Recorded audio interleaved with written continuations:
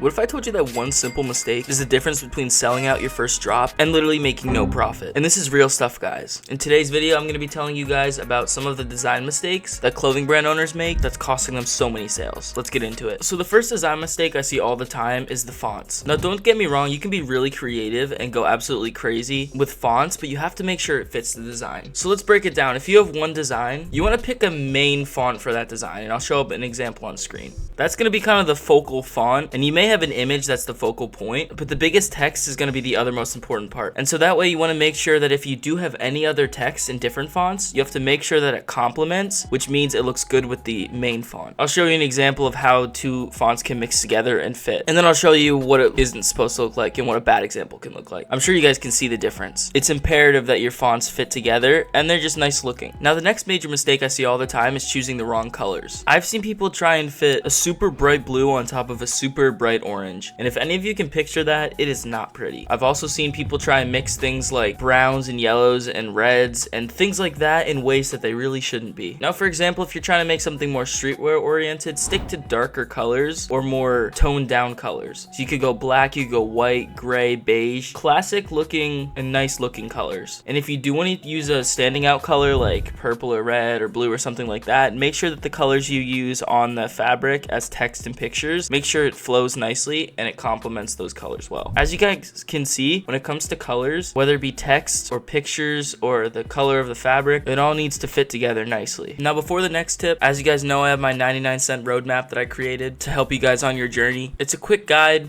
and it's only $1. If you want to check that tool out, it's at the link in the description. Back to the video. Now, mistake number 3 I see so often is using the wrong graphics. Guys, you gotta find the right graphics for the job. I keep seeing the same skulls and angel wings and halos that look exactly the same as every other design out there, and to be honest, they don't look great. Now, if you're really set on using one of these common icons or designs, you need to find one that really matches the aesthetic of your design and complements it well. You can't just go on Google and find the first skull image and paste it on your shirt, because it's probably not going to look good.